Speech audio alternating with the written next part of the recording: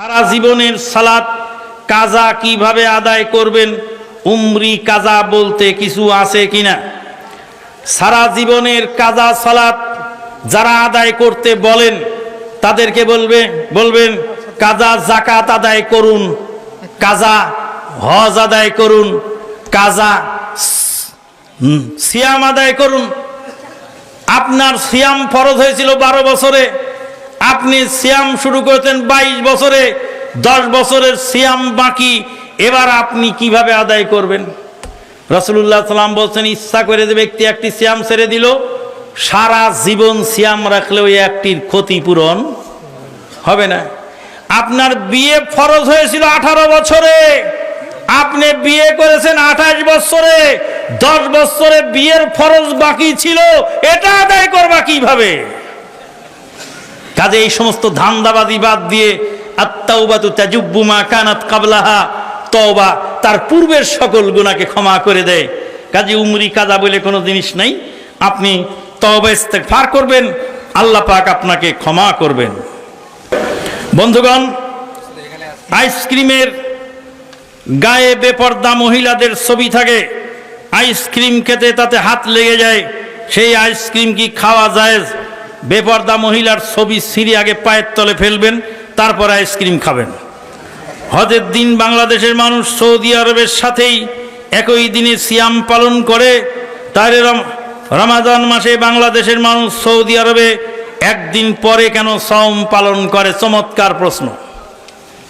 আরাফার সিয়াম যেটা আমরা আরাফার দিনেই রাখি, কিন্তু রমাদানের সিয়াম সৌদি আরবের পরের দিন রাখি কেন? এটা প্রশ্ন। ঈদ আমরা সৌদি আরবের একদিন পরে করি কেন? এটা একটা প্রশ্ন। এই প্রশ্নের জবাব হলো, আরাফার মাঠ পৃথিবীতে একটি। কয়টি? একটি মাঠ আরাফার, সেটা মক্কা সৌদি আরবে আছে। আরাফার মাঠ যেহেতু একটি, আর রাসূল বলছেন ওয়া সাওমু ইয়াউমি আরাফা, আরাফার দিনের সওম। নবী আরাফার দিন বলেছেন, নবম তারিখ বলেন নাই। কাজেই আরাফার দিনও একটি, আর আরাফার মাঠও একটি। সেই মাঠে যখন হাজিরা জমা হন, সেটার নাম আরাফার দিন। তাই আরাফার দিনের সিয়াম ওখানে আমরা রাখি, কিন্তু ঈদগাহ যেহেতু ওখানেও আছে এখানেও আছে, একদিন আগে পরে চাঁদ দেখা যায়, কাজেই আমরা এখানে ইবাদত এই এলাকায় এইভাবে করি। তালাক প্রাপ্ত মেয়েদের ইদ্যত পালন করার আগে আবার বিবাহ হচ্ছে, সে ছেলে বিবাহ করছে, তার কতটুকু জায়েজ আছে? তালাক প্রাপ্ত মেয়ে যদি 3 তালাক যদি হয় একসঙ্গে, তাহলে 3 মাস অপেক্ষা করলে বাইনে মুগাল্লাদা গায়রে মুগাল্লাদা, 3 মাসে যেই 3 তালাক দেওয়া হয়, ইদ্যত শেষ হওয়ার পরে সেই মেয়েকে অপর জায়গায় বিয়ে দেওয়া যাবে। ইদ্যত থাকা অবস্থায় 50,000 বার যদি বিয়ে পড়ায়, পরবর্তী বিয়ে জায়েজ হবে না, হারাম, নাজায়েজ। মেয়ের পক্ষ থেকে যদি খোলা করা হয়, তাহলে এক ইদ্যত পালন করতে হবে, অর্থাৎ 1 তুহুর ইদ্যত পালন করতে হবে। যেই সমস্ত মেয়েদের ঋতু হয় না, অসুস্থতার কারণে বা বয়সের কারণে, তাদেরকে 3 মাস অপেক্ষা করতে হবে। স্বামী যদি মারা যায়, 4 মাস 10 দিন অপেক্ষা করতে হবে। পেটে যদি বাচ্চা থাকে আর এই অবস্থায় তালাক হয়, তাহলে সেই ক্ষেত্রে পেটের বাচ্চা ভূমিষ্ঠ হওয়া পর্যন্ত অপেক্ষা করতে হবে। এই ইদ্যতের মধ্যে অপর জায়গায় বিবাহ দেওয়া হারাম। বন্ধুগণ, আহলে কোরআন সম্পর্কে আজকে আমাদের সমাজে আর একটা নব ফিতনা, তার নাম হলো আহলে কোরআন। আমরা আহলে কোরআন বলি না, কারণ তারা কোরআন মানলে তো হাদিস মানা হয়। কোরআনে বলছে ওমা আতাকুমুর রাসূলু ফাখুযুহু ওমা নাহাকুম আনহু ফান্তাহু, রাসূলদের দেয় সেটা গ্রহণ করো। কোরআনের এই আয়াত যদি মানতো, তাহলে তো তারা হাদিসও মানতো। তার মানে কোরআন তারা মানে না, অতএব তারা আহলে কোরআন নয়, তারা হলো মুনকেরিনে হাদিস। তারা কি? তাদের নাম চেঞ্জ করে বলবেন মুনকেরিনে হাদিস, হাদিস অস্বীকারী। হাদিস অস্বীকারী বেঈমান কাফের। হাদিস অস্বীকার করে কেউ মুসলিম থাকতে পারে না। রাসূলুল্লাহ সাল্লাম বলছেন, আলা ইন্নী উতিতুল কুরআন ওয়া মিসলুহু মাহু, হে উম্মতেরা শুনে রাখো, কিয়ামতের আগে একদল লোক বলবে কোরআনে যা পাইছি সেটাই মানবো, হাদিস দিয়ে আর কি হবে? শুনে রাখো হে, কোরআন আমাকে দেওয়া হয়েছে আর কোরআনের মতো আরো কিছু দেওয়া হয়েছে।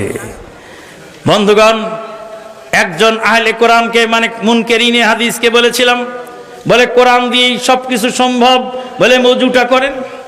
তো উজু করলো দুই হাত ধুয়ে, দুই হাত ধুলেন, দলিল কোথায়?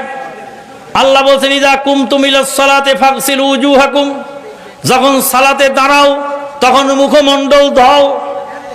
কোরআনে কি বলছে? সালাতে যখন দাঁড়াও মুখমণ্ডল ধোও। ইযা কুমতুম ইলাস সালাত, তাহলে উজুর পানি নামাজের কাতারে নিয়ে দাঁড়াতে হবে। তারপরে যখন কুমতুম ইলাস সালাতে, সালাতের কাতারে দাঁড়াবে, তখন ফাগসিলু উজুহাকুম, তখন মুখমণ্ডল ধুইবে। কেন উজু করে মসজিদে ঢুকবো? তা আল্লাহ যে বলছে কুমতুম ইলাস সালাত, এই আয়াতের ব্যাখ্যা কি? এই আয়াতের ব্যাখ্যা নবীর কাছ থেকে নিতে হবে। নবী সাল্লাল্লাহু আলাইহি ওয়াসাল্লাম ব্যাখ্যা দিয়েছেন, উজু কিভাবে করতে হয় শিখিয়ে দিয়েছেন। আল্লাহ বলছেন আতিউল্লাহ আতিউর রাসূল, আল্লাহর আনুগত্য করো, রাসূলের আনুগত্য করো। ওয়ালা তুবতিলু আমালাকুম, আর তোমাদের আমলকে বাতিল করো না।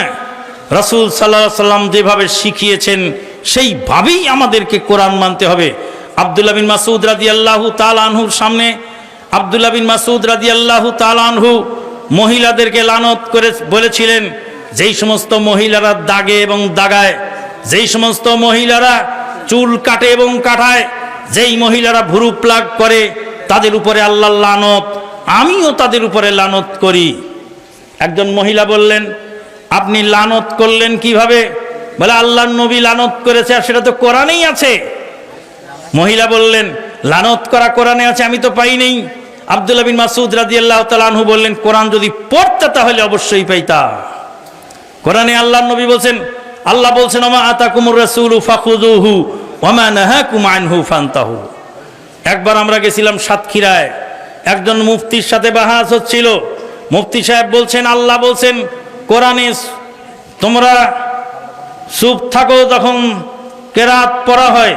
ইযা কুমতুম ইলাস সালাতে ফাগসিলু উজুহাকুম, ইযা কুরিয়াল কুরআনু ফাসতামিউ লাহু, যখন কোরআন পড়া হয় মনোযোগ দিয়ে শোনো, চুপ থাকো। কোরআন পড়া হয় মনোযোগ দিয়ে শোনো, চুপ থাকো। আল্লাহ বলছেন মনোযোগ দিয়ে শুনতে আর চুপ থাকতে। আর আপনারা বলছেন হাদিসে আছে যে লা সালাতা ইল্লা বিফাতিহাতিল কিতাব, ফাতিহা ছাড়া সালাত হবে না। ফাতিহার কথা আসছে হাদিসে, আর চুপ থাকার কথা আছে কোথায়? কোরআনে।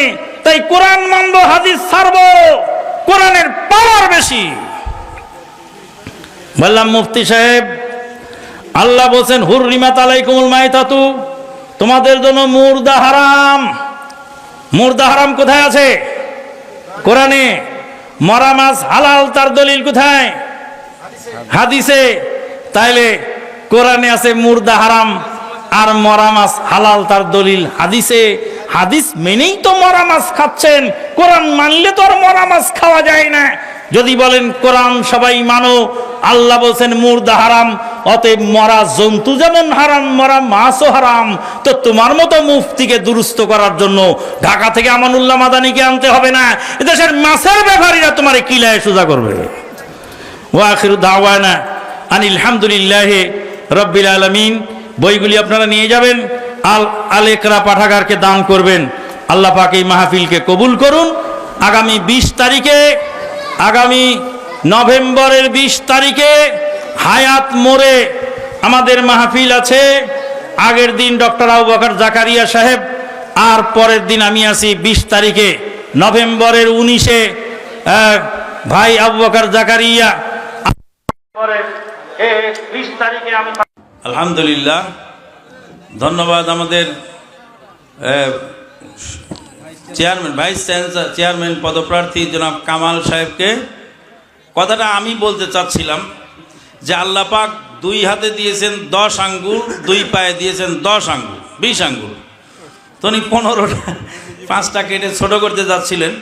তো কথাটা আমি বলতে চাচ্ছিলাম যে আপনি পূর্ণ করে দেন। তো যাই হোক, পাশে থেকে ভাইয়েরা বলেছেন, আলহামদুলিল্লাহ উনিও পূরণ করেছেন। আল্লাহ পাক তার নেক মাকসুদ পূর্ণ করুন, আল্লাহুম্মা আমিন।